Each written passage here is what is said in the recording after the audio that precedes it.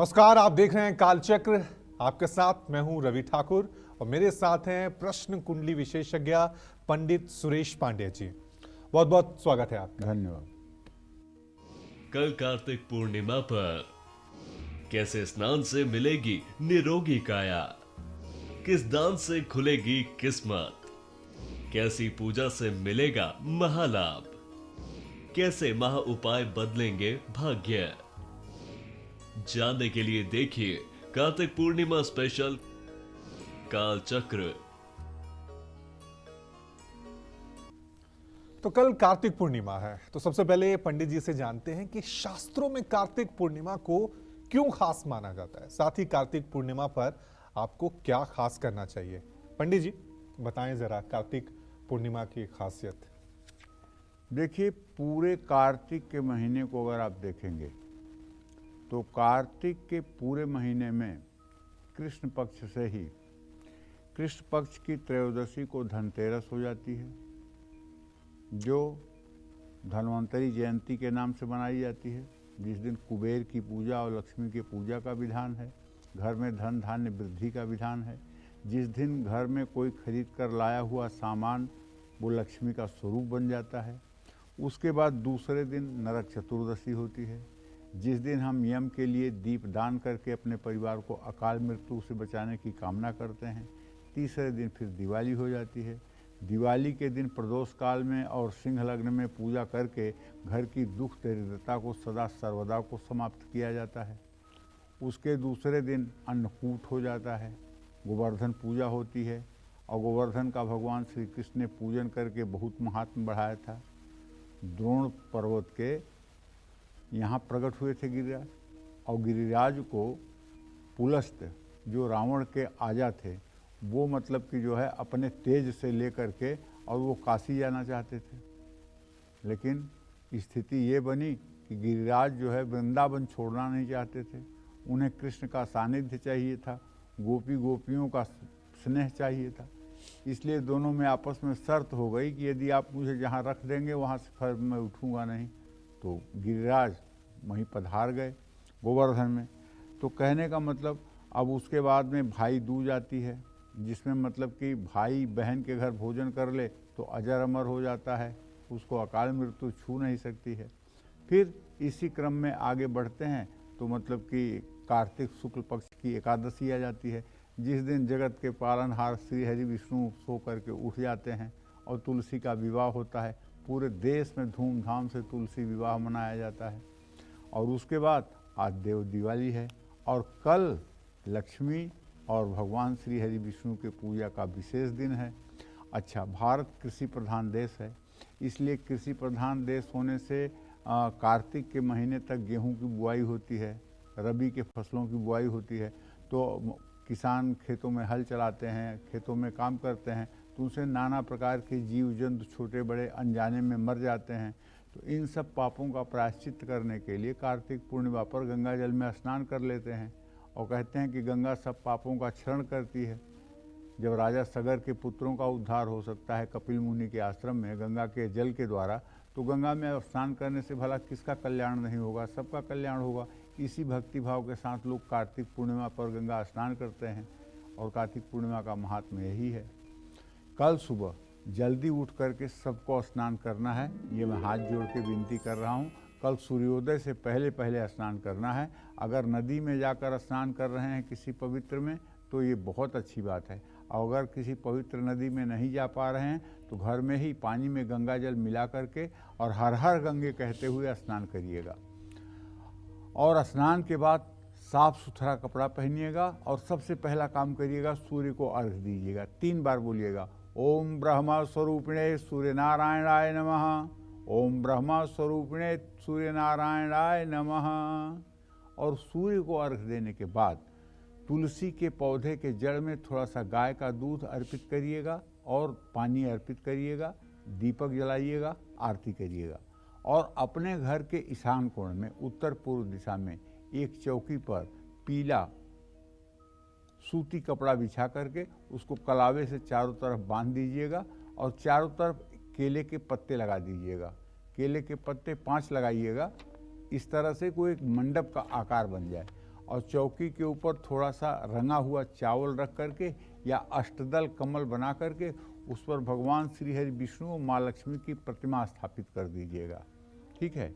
और अगर प्रतिमा नहीं है तो चित्र स्थापित कर दीजिएगा और उन्हें गंगा जल से, अगर चित्र है तो गंगा जल फूल से छिड़क दीजिएगा और अगर प्रतिमा है तो गंगा जल से अभिषेक कर दीजिएगा। अगर धातु की प्रतिमा है तो, मिट्टी की प्रतिमा है तो ऐसा मत करिएगा। तो देव प्रतिमा के सामने अक्षत के ढेरी पर एक कलश की स्थापना करिएगा, जो कलश का विधान होता है। कलश पर मौली बांधिएगा, कलश में गंगा जल डालिएगा, सुपारी डालिएगा, कुशा डालिएगा, सिक्का डालिएगा, हल्दी डालिएगा, कुमकुम डालिएगा। ये सारी वस्तुएं कलश में स्थापित करके कलश की प्रार्थना करिएगा और भगवान श्री हरि विष्णु और माँ लक्ष्मी को लगाए जाने वाले भोग में जो भी आप पदार्थ भोग में प्रस्तुत कर रहे हैं उसमें तुलसी का पत्ता जरूर डालिएगा। और पूरे दिन बस एक ही काम करना है, चाहे जो करते रहिए, ओम नमो भगवते वासुदेवाय, ये मंत्र हर समय आपके मन में चलता रहे। जानते हैं भगवान क्या कहते हैं? कोटि विप्र अघ लागहि जाहि, शरण गहे तजहु नहीं ताहि। 1 करोड़ ब्राह्मणों की हत्या का जिसको दोष लगा हो, अगर वो भी मेरे शरणागत हो जाए तो मैं उसका भी त्याग नहीं करता हूँ। ऐसा भगवान श्री राम का कथन है, जो विष्णु अवतार ही हैं। और यही कहते हैं भगवान कृष्ण गीता में, क्षिप्रम भवति धर्मात्मा शाश्वत शांति निगच्छति कौन्तेयम प्रतिजानीहि न मे भक्त प्रणश्यति। हे कुंती पुत्र अर्जुन, ध्यान से सुनो, क्षिप्रम भवति धर्मात्मा, जो मेरी शरण में आ जाता है वह तत्काल धर्मात्मा हो जाता है और शाश्वत शांति निगच्छति, मैं उसे शाश्वत शांति देता हूँ। कौन्तेयम, हे कुंती पुत्र अर्जुन, न में भक्त प्रणश्यति, मेरा भक्त कभी नष्ट नहीं होता है। ये बात है। और फिर भगवान एक बात कहते हैं, अनन्यांश चिंतयन्तो मां ये जना पर्युपास्ते तेसा नित्याभियुक्ता नाम योगक्षेम महाम्यहम्। अनन्य भाव से जो मुझे स्मरण करता है और अनन्य भाव से जो मुझे पूजता है, मैं उसके योग क्षेम की भी रक्षा करता हूँ। जो उसके पास है उसकी भी रक्षा करता हूँ, जो उसके पास नहीं है उसकी भी व्यवस्था करता हूँ। और भगवान राम भी कहते हैं, मोहि कपट छल छिद्र न भावा, निर्मल मन जन सो मोहि पावा। तो भाई कल तो उन्हीं की आराधना का दिन है। लक्ष्मी के मंत्रों का जप करिए, श्री सूक्त का पाठ करिए, कनकधारा स्तोत्र का पाठ करिए, पूरे दिन धर्ममय होकर के, तन्मय होकर के अपने दरिद्रता को, रोग को, शोक को निवारण करने के लिए प्रभु के शरण में प्रार्थना करिए। निश्चित रूप से आपकी ये बातें सुनी जाएंगी। घी का दिया जलाइए, कार्तिक पूर्णिमा की कथा की किताब आती है उसको पढ़ लीजिए और भगवान विष्णु और माँ लक्ष्मी की आरती करिए। शाम के समय चंद्रमा को जल, कच्चे दूध से अर्घ देने की भी कोशिश करिए। जय माँ विंध्यवासिनी। पंडित जी, इससे पहले कि हम राशि अनुसार चर्चा करें, एक प्रश्न मेरे मन में आ रहा है और ये आध्यात्मिक दृष्टि से मैं आपसे प्रश्न कर रहा हूँ कि जैसे कहा जाता है कि गंगा में स्नान कर लीजिए पाप धुल जाएंगे। अब कल कार्तिक स्नान है, कार्तिक पूर्णिमा है, तो दूसरी तरफ हमारे इधर में ये भी कहा जाता है कि आपने जो कर्म किया है उसको आपको भोगना पड़ेगा। तो एक स्नान से पाप कैसे कट जाएंगे जब तक आपने किसी को पीड़ा दी है तब तक आप खुद वो पीड़ा ना झेलें? तो इसे स्पष्ट करें। देखो ऐसा है, 84 लाख योनियों में 83,99,999 योनियां ऐसी हैं जो प्रारब्ध के वशीभूत है। एक योनि मनुष्य योनि ऐसी है जो प्रारब्ध के वशीभूत नहीं है। आहार, निद्रा, भय और मैथुन, ये चारों गुण सभी जीवों में पाए जाते हैं, मनुष्य से लेकर के पशु पक्षी तक। आहार, निद्रा, भय और मैथुन। लेकिन मनुष्य के अंदर एक चीज विशिष्ट है, वो है बुद्धि और विवेक।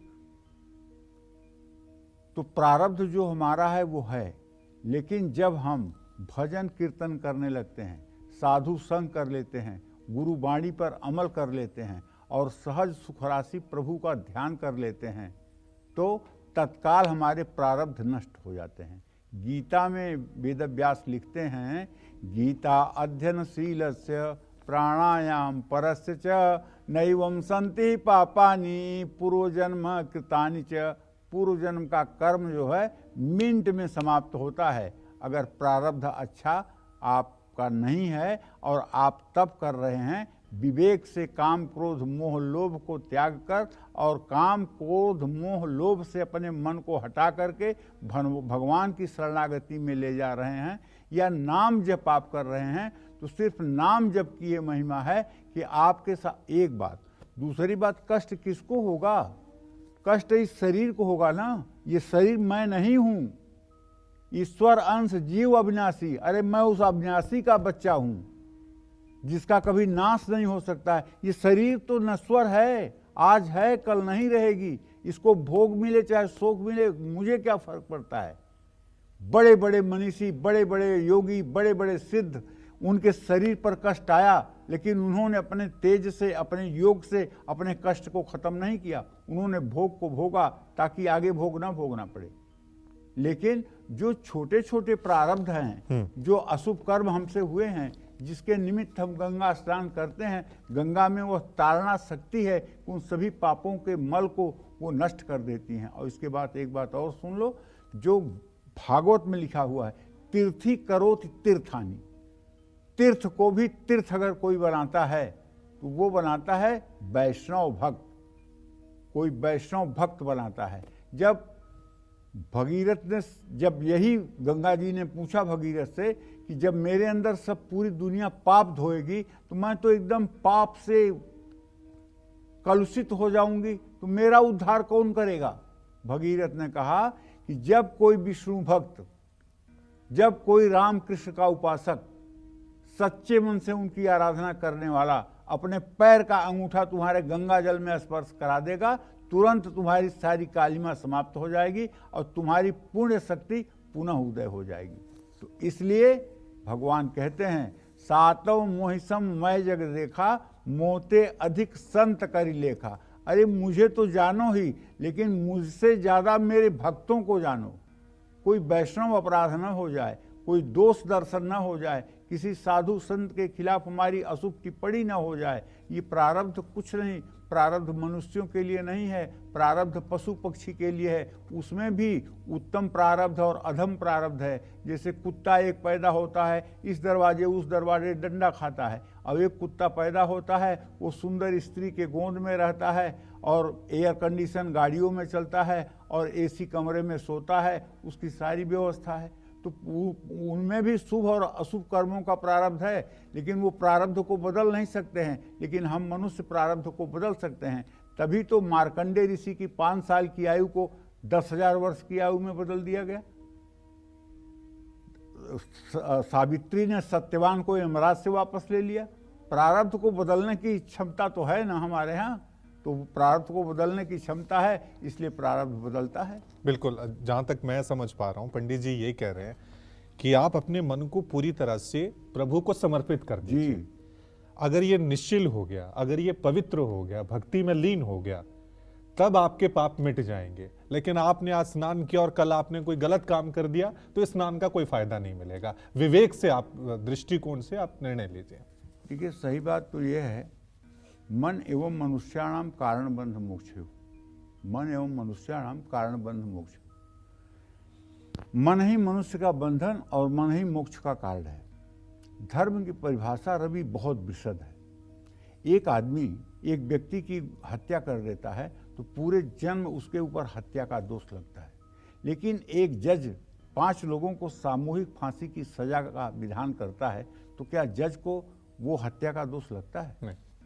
और सेना पर खड़ा हमारा सैनिक 50 लोगों को एक बार में शूट कर देता है, तो क्या उसे हत्या का दोष लगता है? धर्म की बड़ी व्यापक परिभाषा है। जहां हमारे यहाँ ये कहा गया है कि चींटी को मारना भी पाप है, अहिंसा परमो धर्म, वहीं भगवान कृष्ण ने अर्जुन से कहा है, मार मार मार, तुझे मारना पड़ेगा, तू छात्र धर्म का पालन कर, तू असोच करने वाली बातों का सोच मत कर, ये सब मरण धर्म हैं, ये सब मारे जा चुके हैं, तू निमित्त मात्र बन, निमित्त मात्रम भव सभ्यसाचिना, उठा अपनी गांडीव, मार इन लोगों को, मार। वहां मारना भी धर्म है। तो धर्म की बहुत व्यापक मामले में परिभाषा है। धर्म को एक परिभाषा से नहीं जोड़ा जा सकता। और उसके लिए हमें समझना होगा कि हमारा विवेक किस तरह से काम करता है। देखिए, हमारा विवेक कुछ काम नहीं करता है, हमारा विवेक है ही नहीं है। हमारा विवेक तब तक नहीं काम करता है जब तक हम किसी गुरुजन के कृपा में सराबोर न हों या भगवान की कृपा के ऊपर अपने तन मन धन को समर्पित न किए हों, तब तक हमारा विवेक कुछ है ही नहीं है। इंद्रियों से जुड़ा ये मन बहुत ही चंचल है और पता नहीं कब उठा के पटक देगा। आप समझ रहे हैं ना? ठीक। एक संत जी गंगा स्नान करके रोज रास्ते में जाते थे तो उनसे एक वेश्या पूछती थी, बाबा जी आपकी दाढ़ी अच्छी कि मेरे बकरे की दाढ़ी अच्छी? कुछ नहीं बोलते थे बेचारे, सीधे अपने आश्रम चले जाते थे। जब बाबा जी का समय आ गया कि 10 मिनट में अब हमारी शरीर छूट जाएगी, तो उन्होंने उसको बुलवाया। तू रोज पूछती थी ना तेरी दाढ़ी अच्छी कि मेरे बकरे की दाढ़ी अच्छी? कहना हाँ। कहन मेरी दाढ़ी अच्छी। कहना आपने इसका जवाब देने में 20 साल लगा दिया? कहन मन पर भरोसा नहीं था कि कब मुझे पटक देगा, और अब मैं जा रहा हूँ, मन मेरा कुछ नहीं बिगाड़ पाएगा, इसलिए तुझे बता रहा हूँ मेरी दाढ़ी अच्छी। तो मन जो है ये कब विषयों की तरफ खींच करके और पटक देगा, कब पतित कर देगा, ये कहा नहीं जा सकता है। इसलिए हर समय प्रभु का नाम स्मरण, प्रभु का संकीर्तन और अपने गुरु का बल होना चाहिए। अहम भाव जो है हमारे अंदर का वो मिटना चाहिए, समर्पण का भाव होना चाहिए। जय मां बिल्कुल विंध्यवासिनी। बिल्कुल बिल्कुल। चलिए अब अपनी राशि अनुसार चर्चा को शुरू करते हैं। बात करते हैं सबसे पहले मेष राशि की। कल कार्तिक पूर्णिमा पर मेष राशि वाली क्या करे उपाय और दान जिससे मां लक्ष्मी की कृपा इन पर बरसे, आइए जानते हैं। कल कार्तिक पूर्णिमा पर मेष राशि के जातकों को कहना चाहूँगा कि एकदम सुबह स्नान करिए और उगते हुए सूर्य को जल दीजिए। 3 बार बोलिए ओम ब्रह्म स्वरूपिणे सूर्य नारायणाय नमः। और थोड़ा सा 1 मुट्ठी चावल दूध में धो करके जहाँ मछलियाँ रहती हों वहीं डाल दीजिए। और कल किसी शिवालय में जा करके विधिवत भगवान शिव का पूजन अभिषेक करिए। और हो सके तो नमामि समीशान निर्वाण रूपम विभुम व्यापकम ब्रह्म वेद स्वरूपम, ये शिवाष्टक जो तुलसीदास जी ने रामचरितमानस में लिखा है, इसका पाठ कर लीजिए। और रात्रि में चंद्रमा को कच्चे दूध में सफ़ेद फूल डालकर और थोड़ी सी हल्दी डालकर अर्घ दीजिए। मेष राशि के कल जातक लाल चंदन, गुड़ या गेहूं का दान जरूर करें। कल कार्तिक पूर्णिमा पर आलस्य और दूसरों की निंदा का त्याग जरूर करें। देखिए, दूसरों की निंदा तो कभी नहीं करना चाहिए। क्या कार्तिक पूर्णिमा, क्या 365 दिन। परम धर्म श्रुति विदित अहिंसा और पर निंदा सब अघनगरीसा। दूसरे की निंदा से बढ़ करके कोई पाप हो ही नहीं सकता है। इसलिए हमें हर समय ध्यान देना चाहिए अपने ऊपर कि हमारे द्वारा किसी की निंदा तो नहीं हो रही है। निंदा से और दोष दर्शन से बचना चाहिए, तभी प्रभु की शरणागति हो सकती है। वरना दोष बुद्धि जब तक आपके अंदर रहेगी तब तक प्रभु की शरणागति नहीं होगी। कल हल्दी पानी में घोलकर अपने मुख्य द्वार के दोनों ओर स्वास्तिक का चिन्ह बनाएं और कार्तिक पूर्णिमा से नया काम शुरू कर सकते हैं। निवेश करना फायदेमंद होगा। अष्टलक्ष्मी की स्थापना अपने घर में करें। कमल का फूल खोलकर उनके श्री चरणों में अर्पित करें। जय मां विंध्यवासिनी। और अब बात कर लेते हैं वृषभ राशि की। कल कार्तिक पूर्णिमा पर वृषभ राशि वाली क्या करें उपाय और दान जिससे मां लक्ष्मी की कृपा इन पर भी बरसेगी, आइए जानते हैं। देखिए, कल कार्तिक पूर्णिमा पर वृषभ राशि के जातकों से कहना चाहूँगा, एकदम सूर्योदय से पहले उठ जाइए और आज से ही तैयारी बनाइए कल के पूजन का। और स्नान करके स्वच्छ वस्त्र धारण कीजिए। अगर सफ़ेद वस्त्र धारण करें तो सबसे उत्तम है, ठीक है। और दही, गाय के घी की व्यवस्था आज ही कर लीजिएगा। कल आपको किसी विष्णु मंदिर में दही और घी का दान करना है। और किसी ज़रूरतमंद व्यक्ति को, जिसे आप समझते हो कि ये मतलब कि थोड़ा सा परिस्थिति से कमज़ोर है, ऐसे व्यक्ति को 2-5 किलो चावल, घी, दही या सफ़ेद कोई वस्तु आप दान कर दीजिएगा। और गंगा जल पानी में मिलाकर स्वयं स्नान करिएगा पूरब की तरफ मुँह करके, और बोलिएगा हर हर गंगे काल हर कंटक हर दुख हर दारिद्र हर हर हर महादेव शिव शंभो। विष्णु सहस्त्र नाम का पाठ कर लीजिएगा और भगवान विष्णु के नामों का जप कर लीजिएगा और पीपल के पेड़ की पूजा करिएगा। पीपल के पेड़ में कच्चा दूध पानी मिला करके अर्पित करिएगा। तो निसंदेह ये सब ऐसे उपाय हैं। अच्छा हाँ, कार्तिक पूर्णिमा से अब ठंड भी शुरू हो रही है, तो गर्म कपड़े ज़रूरतमंद लोगों में दान कर दीजिएगा। साधु सन्यासियों को कंबल दान कर दीजिएगा। ऐसे में माँ लक्ष्मी की भी कृपा प्राप्त होगी, धन और ऐश्वर्य की वृद्धि भी होगी। कार्तिक पूर्णिमा पर आर्थिक कार्यों में सावधानी बरतनी चाहिए, लापरवाही से बचना चाहिए। कार्तिक पूर्णिमा पर माँ लक्ष्मी को पान के बीड़े में लौंग की कली चिबो करके उसे किसी प्लेट में रख करके समर्पित करना चाहिए। ओम जद पुरुषेण हविषा देवा यज्ञमतन्वतः बसंतो स्यासी दाज्य ग्रीष्म युद्धम शरद्धवी मुख शुद्ध्यर्थम तांबूल पुंगी फलम समर्पयामी। जय मां विंध्यवासिनी। और अब आगे बढ़ते हैं और बात करते हैं मिथुन राशि की। कल कार्तिक पूर्णिमा पर मिथुन राशि वाले क्या करें उपाय और दान जिससे मां लक्ष्मी की कृपा इन पर भी बरसे। आइए जानते हैं पंडित जी से। कार्तिक पूर्णिमा पर कल मिथुन राशि के जातक प्रातः स्नान कर लें भैया, और स्वच्छ वस्त्र पहनकर सूर्य की पूजा कर लें और दूध, हरा कपड़ा, कपूर, चावल ये किसी योग्य पात्र को दान कर दें। किसी ब्राह्मण जोड़े को अपने घर बुला करके भोजन कराएं अगर ये संभव हो तो। गंगा स्तुति करने से भी लाभ मिलेगा, कल गंगा की पूजन से भी लाभ मिलेगा। मिथुन राशि वाले कल पानी में हल्दी मिलाकर अपने घर के मुख्य द्वार पर छिड़कें। कार्तिक पूर्णिमा पर पीपल के पेड़ में जल चढ़ाएं। हनुमान जी की उपासना करें या हनुमान मंदिर जाएं। किसी जरूरतमंद व्यक्ति को कपड़े दान करें। कार्तिक पूर्णिमा से मिथुन राशि के जातकों के जीवन में कुछ सकारात्मक बदलाव आने के संकेत बने हुए हैं। कल सप्तधान्य मिलाकर गौशाला में भी दान करें, इससे भी आपको पुण्य की प्राप्ति होगी। जय मां विंध्यवासिनी। और अब बात कर्क राशि की। कल कार्तिक पूर्णिमा पर कर्क राशि वाले क्या करें उपाय और दान जिससे मां लक्ष्मी की कृपा इन पर बरसे। पंडित जी। देखिए, कर्क राशि के जातकों को बताना चाहूँगा कि आपका राशि स्वामी चंद्रमा इस कार्तिक पूर्णिमा पर राहु बृहस्पति के साथ मेष राशि में स्थित है। कुल मिलाकर के अगर आपका ग्रह गोचर देखा जाए तो कहा जा सकता है कल आपको स्नान ध्यान के साथ साथ नेत्रहीन लोगों को भोजन कराना चाहिए। किसी अंध विद्यालय में आपको भोजन की व्यवस्था करानी चाहिए। शंख, चीनी और चावल का दान करना चाहिए। माँ लक्ष्मी को लाल गुलाब के फूलों की माला अर्पित करनी चाहिए और श्री यंत्र की विधिवत पूजा करनी चाहिए। कल आपको ध्यान भी करना चाहिए और क्रोध पर भी नियंत्रण रखना चाहिए। कल बासी भोजन बिल्कुल स्पर्श ना करें और ना ही दान करें। कल शेयर बाजार या संपत्ति में निवेश करना आपके लिए शुभकारी होगा। कल कर्क राशि के जातक कार्तिक पूर्णिमा पर चांदी के कटोरे में माँ लक्ष्मी को खीर का भोग लगाएं। संध्या के समय विष्णु सहस्त्र नामावली का पाठ करें, इससे आपका भाग्योदय सुनिश्चित होगा। जय मां विंध्यवासिनी। कल है कार्तिक पूर्णिमा, ऐसे में कल कार्तिक पूर्णिमा पर सिंह राशि वालों को क्या दान करने से और कौन से उपाय करने से साल भर इनके जीवन में सुख संपन्नता बनी रहेगी। आइए जानते हैं पंडित जी से।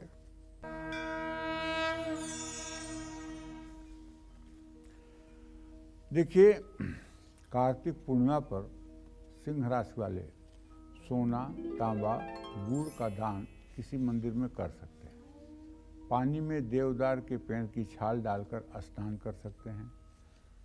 भगवान शिव के साथ माँ पार्वती की पूजा जरूर करें। खीर बना करके माँ लक्ष्मी को चंद्रोदय के समय भोग लगाएं। कार्तिक पूर्णिमा पर छोटी छोटी बातों का बतंगड़ न बनाएं, उसे कलेश न करें। कार्तिक पूर्णिमा पर अपने सामने भगवद गीता रखकर कम से कम 11 बार ओम नमो भगवते वासुदेवाय मंत्र का जप करें। कार्तिक पूर्णिमा पर सिंह राशि के जातक अपने क्रोध पर नियंत्रण रखें। कल किसी मंदिर में 11, 21 या 51 दीपों का दान करें। तो कहने का मतलब ये है कि अगर आप चाहते हैं कि कल से आपकी किस्मत बदल जाए, तो कल महालक्ष्मी के सामने और भगवान श्री हरि विष्णु के सामने आप अपनी शरणागति कर दीजिए। शरणागति कैसे करेंगे?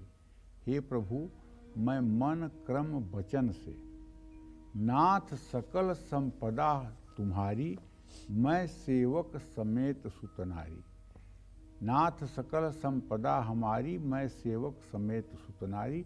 मतलब मेरा सर्वस्व आपके श्री चरणों में है। आपके मेरे जीवन में घटित होने वाली किसी घटना पर मैं क्षोभ नहीं व्यक्त करूंगा और कोई अच्छी घटना पर भी मैं अहंकार नहीं करूंगा। अब मैं आपकी शरणागति में हूँ, प्रभु आप मुझे स्वीकार करिए। अगर आप ये संकल्प दिन में 2 बार 3 बार 4 बार दोहराते रहें और अपने मन में ये बात आप ध्यान रखें कि मैं शरीर नहीं हूँ, ये शरीर एक पोशाक है, इसके अंदर रहने वाला जो जीव है वो ईश्वर का अविनाशी अंश है, मैं वो अविनाशी का बच्चा हूँ, ये शरीर मैं नहीं हूँ। ये शरीर जो है ये 5 तत्वों से जो मिल करके बना है और मन बुद्धि अहंकार इसमें जुड़ गया है, तो ये शरीर 5 तत्वों में विलीन होने वाला है। ये मिट्टी का पुतला है, ये मल मूत्र की फैक्ट्री है। ये मतलब कि जो है, हाँ आप ये भी सोच सकते हैं, अभी हो सकता है अगला प्रश्न रवि का ये भी हो जाए कि गीता में तो भगवान ने कहा है इंद्रियाणाम मनश्चास्मि, इंद्रियों में मैं मन हूँ। तो महाराज मन को आप ठीक करने की बात कर रहे हैं, तो जब भगवान मन है तो उसको कैसे ठीक करेंगे? नहीं। जैसे आदमी के 2 कार्य होते हैं, एक शुभ कर्म एक अशुभ कर्म, उसी तरह से हमारा मन जो है वो एक तो दुर्वासनाओं में लिप्त होता है और एक भागवतिक कर्मों में लिप्त होता है। जब तक वो काम क्रोध मोह लोभ से जुड़ा रहता है तब तक वो दुर्वासना युक्त होता है, तब तक उसको ठीक करने की ज़रूरत है। और जब वो भगवत भक्ति में और अपने सोहम के रूप में आ जाता है तब वो पूजनीय आदरणीय हो जाता है, तब वही मन आत्म तत्व के रूप में ईश्वर हो जाता है। तो इसलिए दुर्वासना युक्त मन जो है, काम क्रोध मोह लोभ मद मत्सर से घिरा हुआ मन जो है वो कभी पूजनीय नहीं हो सकता, उसे तो काबू में करना ही पड़ेगा। तो इन सब बातों का अगर ध्यान किया जाए कल से तो जिंदगी बदलेगी, इसमें कोई 2 राय नहीं है। जय मां विंध्यवासिनी। तो कल कार्तिक पूर्णिमा पर कन्या राशि वालों को वो कौन से उपाय करने हैं जिससे मां लक्ष्मी की कृपा इन पर हमेशा बनी रहे, आइए जानते हैं। देखिए, कार्तिक पूर्णिमा पर कन्या राशि वालों को ये सुझाव देना चाहूँगा कि आपके राशि में शुक्र की स्थिति है, ठीक है, शुक्र नीच राशि में है। आप कल खूब बढ़िया स्नान कर लीजिए, अपने देवी देवताओं की पूजा कर लीजिए और अपने घर में जो मतलब कि भोजन बनाता है उससे आग्रह करिए कि कल की खीर रोज से अच्छी बननी चाहिए और कल की खीर में खूब पंचमेवे डालो और बढ़िया दूध की खीर बनाओ और खीर बनाकर जितनी कन्याएं आपको मिल जाएं, 1 2 5 10 जितनी कन्याएं मिल जाएं, सबको अच्छा आसन बिछा करके पूरब मुँह करके बैठाइए, सबके माथे पर तिलक लगाकर और सबको कटोरी में खीर और चम्मच खीर कटोरी में रख करके चम्मच दे करके और सबको खीर खाने के लिए आग्रह करिए। और उसके बाद कन्याएं जब खीर खा लें तो उन्हें कुछ दक्षिणा दीजिए और उसके बाद अपने घर से विदा करिए।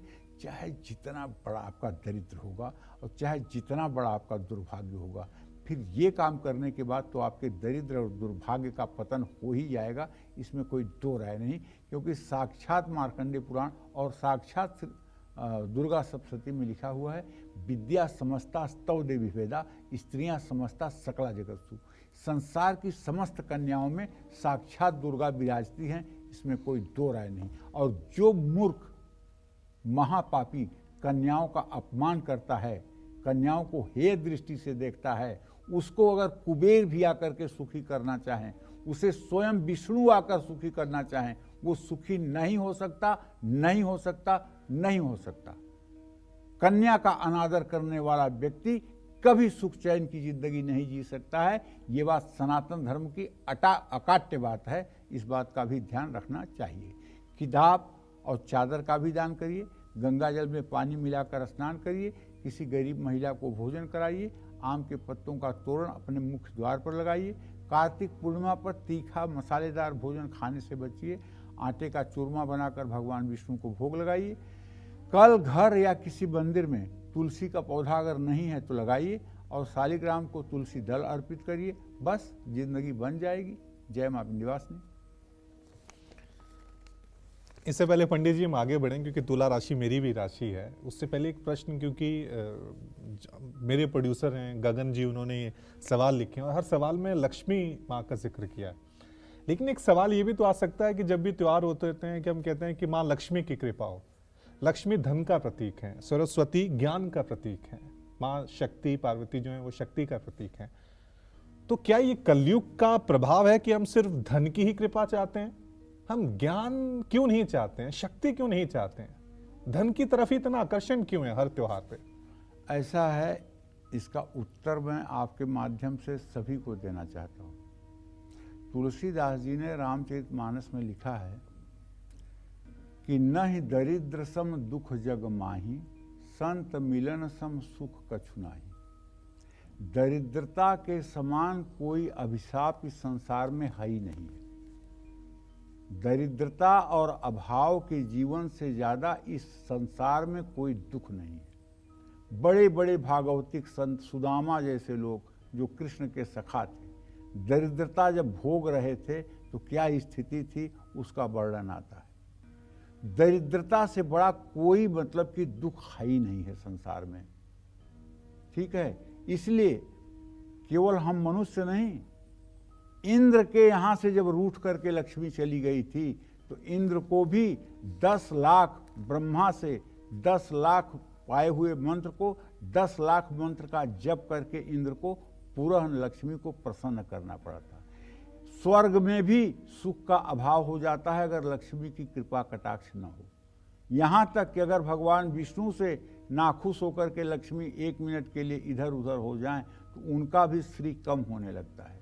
तो थोड़ा सा पंडित जी सुनिए ना, जहाँ तक ज्ञान की बात है, ज्ञान सरस्वती से जुड़ा हुआ है। वही जब आप पैदा हुए तो आपने 4 बार कहा कहाँ कहाँ कहाँ कहाँ, और आपके मुंह के पास रुई फाये में ले गई तो आपने ऐसे करने लगे। आपको किसने सिखाया था पेट में दूध पी लेना? ये सरस्वती का ज्ञान तो जन्म जन्मांतर से आपके दिमाग में है ही है। किसी को पढ़ाया नहीं जाता है कि ये काम अच्छा है, ये काम बुरा है। लेकिन कोई आदमी जब बुरा काम करने चलता है तो उसके अंदर से आवाज आती है कि काम मत करो, ये गलत है। ये कहीं पढ़ाया नहीं जाता है कि ये काम बुरा है, ये काम अच्छा है। उसका हृदय अंदर से कहता है ये काम अच्छा है, ये काम बुरा है, इसको करो, इसको ना करो। ये स्वतः और हर व्यक्ति के जीवन में है, पढ़ा लिखा हो तो भी, ना पढ़ा लिखा हो तो भी। लेकिन पंडित जी शास्त्रों में ये भी कहा गया है कि धन हमारी भौतिक चीजों को, कमियों को दूर कर सकता है, लेकिन ज्ञान जो हमारे दुख हैं जो उनको दूर कर सकता है। ऐसा है, ठीक है। आप जिस ज्ञान की बात कर रहे हैं वो ज्ञान 2 प्रकार का है। एक ज्ञान तो वो है जिससे मतलब कि जो है द्रव्य उपार्जन किया जाता है।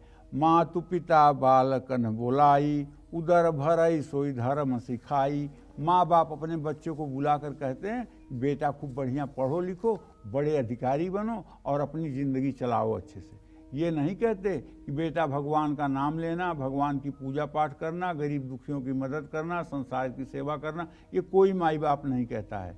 मातु पिता बालकन बोलाई, उदर भरई सोई धर्म सिखाई। तो एक सरस्वती का महत्व तो यहाँ है, एक सरस्वती का महत्व यहाँ है। और सरस्वती माने ज्ञान की अधिष्ठात्री देवी। ये 2 बार ही 2 लोगों के ऊपर मतलब कि प्रसन्न हुई हैं और दोनों लोगों का बेड़ा गर्क कर दिया इन्होंने। एक तो ये कुंभकर्ण के ऊपर आई थी देवताओं की प्रार्थना से। कुंभकर्ण ने ब्रह्मा से वरदान मांगा कि मैं 1 दिन जागूं और 6 महीने सोऊं। समझ रहे हैं ना? कुंभकर्ण के दिमाग पर चढ़ी थी, तब वो 6 महीने सोने लगा, 1 दिन जागने लगा। और दूसरा, जब देवताओं ने बहुत आग्रह किया कि तुम जाओ जो है मंथरा के ऊपर हो जाओ, तो उसने कहा ना ना ना, यहाँ तो राम को बदगमन हो जाएगा, इतना गलत काम में मैं नहीं जाऊँगा। लेकिन देवता लोग फैल गए कि जाना ही पड़ेगा। वो मंथरा के ऊपर आ गई और मंथरा के ऊपर आकर के कैकेयी को जिस तरह से सिखाया पढ़ाया, उसका जो परिणाम मंथरा को भोगना पड़ा, जो उनकी कुबर की कुटाई हुई, उसे भी आप जानते हैं। तो सरस्वती का एकदम से प्रकट हो जाना, उनका आशीर्वाद और छाया ही अच्छी है, और वो अगर प्रकट हो गई तो ये कब ठीक बात है। इसलिए लक्ष्मी की श्री हर आदमी अपने नाम के आगे श्री बांग क्यों लगाना चाहता है? क्योंकि श्री वही है, लक्ष्मी है, और बिना उनके यज्ञ नहीं हो सकती, बिना उनके देवताओं की उपासना नहीं हो सकती। हविषान और काव्य ये दोनों पैसे से ही तो प्राप्त किए जाते हैं, तो इसलिए लक्ष्मी की उपासना तो आवश्यक है, इसलिए लक्ष्मी की प्रधानता है। लेकिन इसका मतलब नहीं कि सरस्वती की प्रधानता नहीं, संतुलन बना रहे, संतुलन बना रहना दोनों चाहिए। के बीच। जी।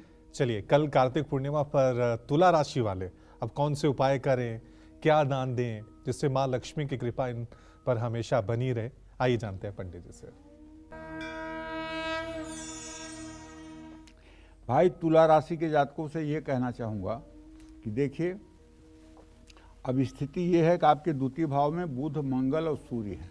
तो इस कार्तिक पूर्णिमा पर सुबह सुबह उठ जाइएगा ब्रह्म मुहूर्त में और स्नान कर लीजिएगा, और स्नान करने के बाद सूर्य को अर्घ्य देने के बाद मंदिर में दूध दान कर दीजिएगा, चावल और शुद्ध घी का दान कर दीजिएगा। किसी एक कन्या को कम से कम अपने घर में सात्विक भोजन कराइएगा। आपके घर की ही कन्या हो, उसी को आप स्नान करा करके पूरब मुंह बैठा करके उसको भोजन कराइए। जब तक वो भोजन करे तब तक वहाँ आप हाथ जोड़कर खड़े रहें। घर में कौड़ियाँ लाकर उसे अपने तिजोरी में रख लीजिएगा, और शिवलिंग पर शहद, कच्चा दूध और बेलपत्र अर्पित करिएगा। कार्तिक पूर्णिमा पर 11 साबुत चावल लक्ष्मी मंत्रों का जप करते हुए माँ लक्ष्मी के श्री चरणों में अर्पित कर दीजिएगा। कार्तिक पूर्णिमा पर तुला राशि वालों को कई अच्छे अवसर प्राप्त होंगे, इसमें कोई संदेह नहीं है। कल भगवान विष्णु को पीला वस्त्र और माँ लक्ष्मी को लाल रंग का वस्त्र धारण कराइएगा। जय माँ विंध्यवासिनी। और राशियों का सिलसिला आगे बढ़ाते हैं और बात करते हैं कार्तिक पूर्णिमा पर क्या दान करने से, कौन से उपाय करने हैं वृश्चिक राशि वालों को, उनके जीवन में सुख संपन्नता बनी रहे। पंडित जी, देखिए, वृश्चिक राशि के जातकों से कहना चाहूँगा कि आपके राशि में सूर्य मंगल बुध की युति है। ये कार्तिक पूर्णिमा आपके लिए कुछ खास होने वाली है। ठीक है, इसमें क्या खास होने वाला है? एक तो आप प्रातः उठ करके स्नान कर लीजिएगा, आलस्य बिल्कुल मत करिएगा, और स्वच्छ कपड़े पहनिएगा। ठीक है, और हो सके तो नीले काले कपड़े मत पहनिएगा। और उसके बाद में सूर्य को अर्घ्य दीजिएगा, अपने पूजा स्थान में बैठ कर पूजा करिएगा। और छोटी कन्याओं को अगर आप दूध दान कर सकते हैं, तिल का तेल दान कर सकते हैं, किसी गरीब व्यक्ति को कंबल दान कर सकते हैं, किसी सुयोग्य व्यक्ति को चांदी दान कर सकते हैं, तो ये आपके भाग्योदय के लिए सहायक होगा। माँ लक्ष्मी और भगवान विष्णु की पूजा करिए, श्री सूक्त का पाठ करिए, चंद्रमा को कच्चा दूध और अक्षत मिला करके अर्पित करिए। कल कार्तिक पूर्णिमा पर किसी भी तरह के नशा और तामसिक भोजन से बिल्कुल दूरी बनाइए। कल अपने घर में भगवत गीता के किसी भी एक अध्याय का पाठ कर लीजिए, इससे आपकी मनोकामना पूरी होगी। जय मां विंध्यवासिनी। कल कार्तिक पूर्णिमा पर धनु राशि वालों को वो कौन से उपाय करने हैं जिससे मां लक्ष्मी की कृपा इन पर हमेशा बनी रहे? आइए जानते हैं। देखिए, धनु राशि के जातकों को बताना चाहूँगा कि आपका राशि स्वामी बृहस्पति है, जो इस समय मेष राशि में गोचर कर रहा है, आपकी राशि पर जिसकी पूर्ण दृष्टि है। भाई, ये कार्तिक पूर्णिमा आपके लिए कुछ विशेष लेकर के आई है और आपको कुछ देकर जाएगी। तो अगर आप कल स्वास्थ्य ठीक है तो ब्रह्म मुहूर्त में स्नान कर लीजिएगा। स्नान करके सूर्य को अर्घ्य दीजिएगा और अपने घर में बैठ करके गायत्री मंत्र का जप करिएगा।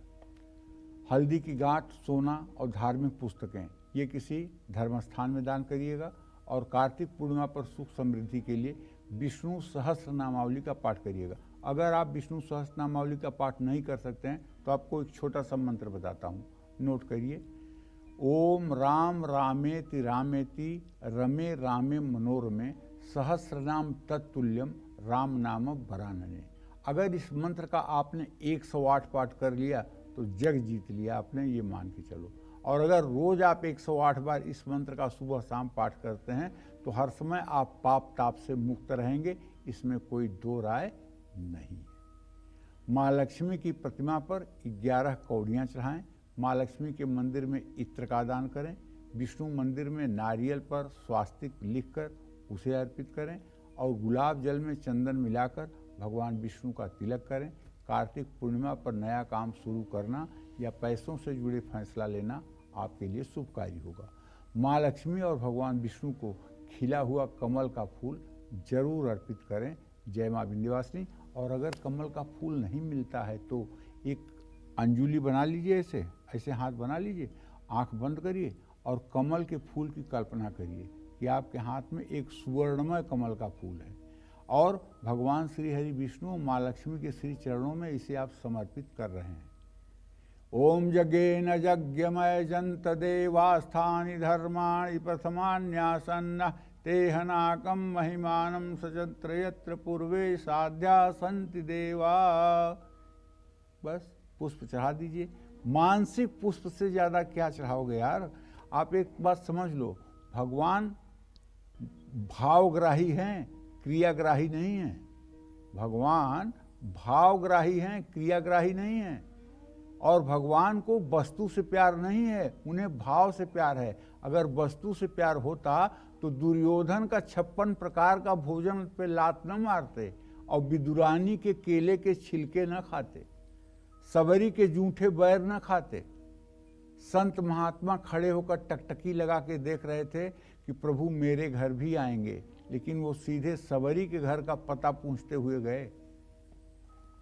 जिस सबरी का रोज तिरस्कार होता था उस सबरी के यहाँ खुद गए और सबरी ने चख करके बैर रखा था, कौन कौन सी मीठी है उसको खिलाऊंगी, और उन्होंने उसको खाया। तो प्रभु भाव के भूखे हैं। आपके पास सामर्थ्य ज़्यादा है या कम, लेकिन आपका भाव का सामर्थ्य कंजूस नहीं होना चाहिए। भाव आपका बड़ा होना चाहिए, उसी से प्रभु प्रसन्न होते हैं। कहते हैं ना, निर्मल जन मन सो मोहि भावा, मोहि कपट छल छिद्र न भावा। भाई अब इससे बड़ी बात क्या कहेंगे। निर्मल जन मन सो मोहि पावा, मोहि कपट छल छिद्र न भावा। तो आपको भी चाहिए कि किसी तरह का कपट छल छिद्र का त्याग करके आप अपना जीवन जिएं और भगवान श्री हरि विष्णु की शरणागति लें। निश्चित रूप से ये जीवन भी अच्छा होगा, आगे परमार्थिक जीवन भी अच्छा होगा। जय माँ विंध्यवासिनी।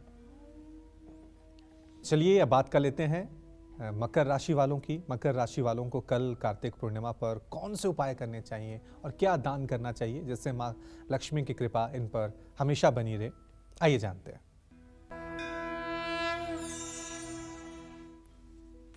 देखिए, कल कार्तिक पूर्णिमा है और आपकी मकर राशि है, तो आपको तो जरूर चाहिए कि आप एकदम प्रातः स्नान कर लीजिए और एक मुट्ठी चावल दूध में धो करके उसे ऐसी जगह पे प्रवाहित करिए जहाँ छोटी छोटी मछलियाँ रहती हों।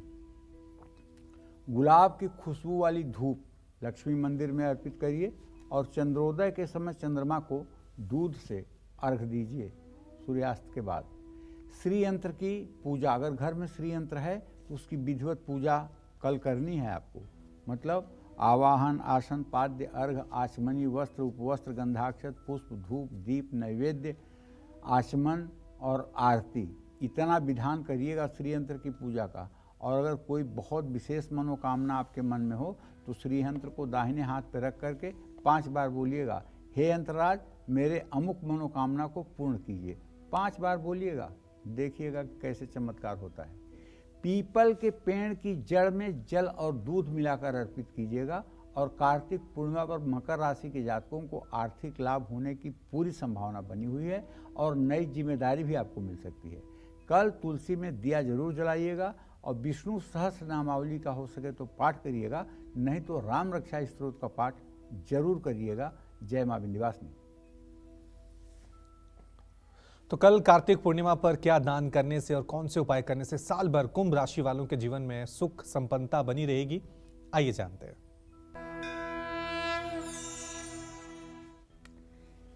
देखिए, कुंभ राशि में तो शनिदेव इस समय स्वयं विचरण कर रहे हैं भैया, ठीक है। और मेष राशि में बृहस्पति हैं। कुल मिलाकर के कुंभ राशि के जातक स्नान दान करके नेत्रहीन लोगों को भोजन कराएं। अपने कार्य क्षेत्र में एक दक्षिणावर्ती शंख अगर नहीं है तो अब उसको स्थापित कर लें और चंद्रमा को अखंडित चावल से रात में अर्घ दें। काले तिल, जूते, कंबल किसी जरूरतमंद को दान करें। खीर में केसर डालकर भगवान विष्णु को भोग लगाएं। तो इस तरह से अगर आप उपाय करेंगे तो आपका भाग्योदय होगा। जय मां विंध्यवासिनी।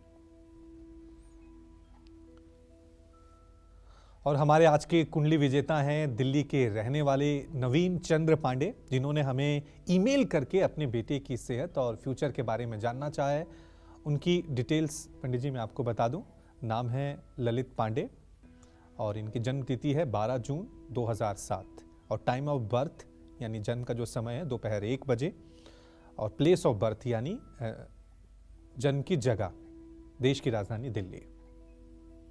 और ये प्रश्न जो उन्होंने किया है वो भी आपको बता दूं पंडित जी कि मेरे बेटे की पीठ में बहुत दर्द रहता है, डॉक्टर को दिखाने पर नसों से जुड़ी समस्याएं बताई गई हैं, दवाइयां चल रही हैं, कृपया पंडित जी कोई उपाय बताएं। खाना ठीक से नहीं खाता है, कमज़ोर रहता है, एनर्जी कम रहती है, पढ़ाई में मन नहीं लगता है, कोई उपाय बताएं। देखिए, मैं तो ये कहना चाहूँगा कि ललित की कुंडली जो है कन्या लग्न की है और ललित की राशि मेष राशि है और ललित के 7वें स्थान में मंगल है। एक तो आपका बेटा मांगलिक है, ये बात आप समझ के रखिएगा, लेकिन बृहस्पति की दृष्टि हो गई है, इसलिए ये मंगल दोष अगर कोई कहे भी तो ये मंगल दोष खत्म हो गया है, इस बात को जान लीजिए। जहाँ तक इसके बीमारी का प्रश्न है तो इसके रोग भाव का स्वामी शनि अपने भाव से 6ठे भाव में शुक्र के साथ हो गया है, जिसके कारण इसके नसों में बहुत ज़्यादा खिंचाव हो रहा है और दर्द की स्थिति बनती है। अगर आप शनि के वैदिक मंत्र का 1,02,015 ब्राह्मणों द्वारा मंत्र जप करवा लें और हवन तर्पण मार्जन करवा लें और ये उपाय 4 बार 6 महीने पे करवा लें तो आपका बेटा पूरे जीवन के लिए निरोग हो जाएगा और थोड़ी सी भी दवाई उसके लिए रामबाण जैसा काम करेगी। और हो सके तो आधा किलो सरसों का तेल, 1 किलो काली उड़द की दाल और 1-1 रुपए के 8 सिक्के, ये तीनों चीज़ व्यवस्थित करके शनिवार को बेटे के हाथ से किसी शनि मंदिर में रखवा दीजिए। ये भी उपाय 7 शनिवार कर दीजिए, निश्चित रूप से उसकी सेहत अच्छी हो जाएगी। जहाँ तक खाने का प्रश्न है तो देखिए, शुक्र शनि की युति बनी हुई है, इसके द्वितीय भाव का स्वामी शुक्र है, तो खाने में ये जरूर नाटक करता है, इसमें कोई दो राय नहीं, लेकिन इसको पेय पदार्थ ज़्यादा देने की कोशिश करिए, जैसे दूध, फ्रूट जूस, ये सब चीज़ें ज़्यादा देने की कोशिश करिए तो धीरे धीरे इसकी भोजन की स्थिति ठीक हो जाएगी। अभी सूर्य की दशा चल रही है, सूर्य इसका व्ययस है, व्ययस होकर के भाग्य भाव में बैठा हुआ है। व्ययस भाग्य भाव में बैठता है तो पिता के जीवन में भी संघर्ष बढ़ जाता है। तो कुल मिला करके इसको कहिए कि सुबह उठ करके ओम घृणी सूर्याय नमः इस मंत्र का 108 बार जप कर लिया करें और सूर्य को जल दे दिया करें, तो इससे सूर्य भी ठीक हो जाएगा और जीवन भी ठीक हो जाएगा। जय मां विंध्यवासिनी। और अब पंडित जी हमारे लकी कॉलर को भी ले लेते हैं। गौरव हैं उदयपुर से, वो अपना सवाल पूछना चाहते हैं। गौरव, सवाल पूछो। नमस्कार पंडित जी। सदा सुखी रहिए। मैं गौरव माथुर, मेरा डेट ऑफ बर्थ है 7 अगस्त 1987, जन्म स्थान उदयपुर राजस्थान जी।